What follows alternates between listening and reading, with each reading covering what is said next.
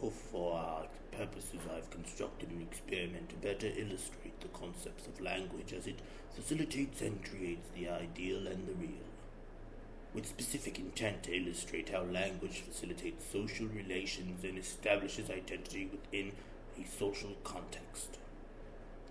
This is a man. He concerns himself with his appearance and demeanor as he intends to procure an equally appealing mate. This is a woman. Biologically compatible with subject A, she is equally concerned with her appearance and demeanor. Both their identities are created within a context of their environment, their relationship to the other, and their personal sense of autonomy. Unbeknownst to our subjects, we have fabricated the specific conditions under which both male and female subjects should encounter one another.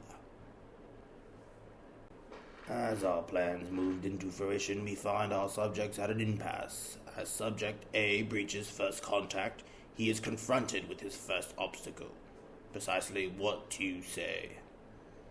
As he wishes to elicit a relationship, he is unaware of her interpretation of their encounter and is hesitant to begin, as he does not know how to.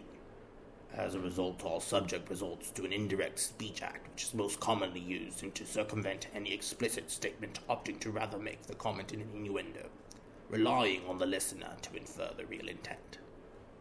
We find ourselves talking in these valid statements regularly, most notably when we are assessing the temperature within the context of a new relationship.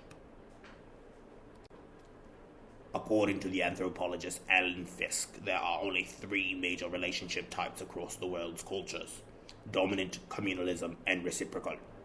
At this instant, subject A has no historical context with which to judge the type of relationship he shares with subject B. In cases where 2 sides are unsure about the type of relationship they share, a divergent understanding can lead to an unpleasant emotion, i.e. awkwardness. Here we see how the 2 kinds of communal relationship, friendship and sex, give rise to the anxieties of dating. And here is where we see the benefit of subject A in using an indirect overture. In veiling his acquisition through the language, he is able to set the tone for their relationship without explicitly rendering the other to his intentions. And through her response, he is able to take the temperature of their new relationship.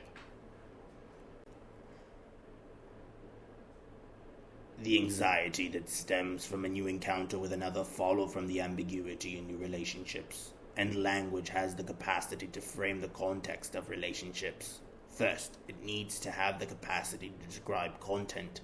Secondly, within the context, it has the ability to frame the negotiation relationship types.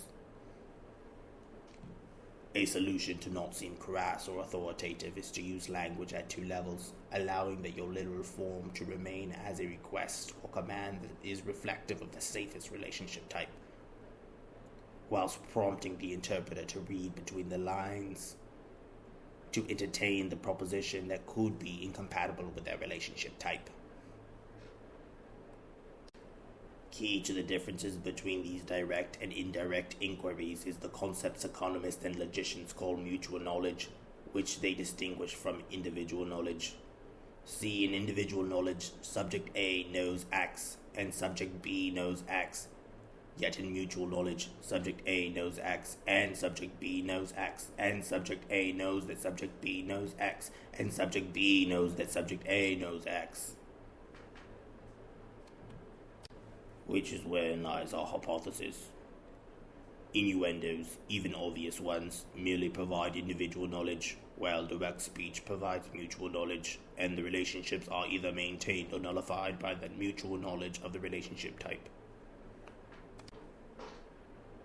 Thus, under the veil of indirect overtures, subject A is able to assess the relationship type while maintaining the fictional friendship relationship, whereas if subject A were direct with their overtures, the type of communal relationship would need to be defined, and the illusion would be lost. Similarly, alcohol provides a veil under which subject A would be excused when making direct overtures, preserving the illusion of a communal friendship relationship type, while soliciting a response from subject B. Yet now we've wasted too much time. Subject A is convinced he needs to say something. But what? Frantically searching around for context to initiate a conversation. Do you enjoy 30 Rock? Shit. The moment has passed, and we have lost the chance for a meaningful encounter. Okay, alright, next time we'll ask if they are Tolkienite.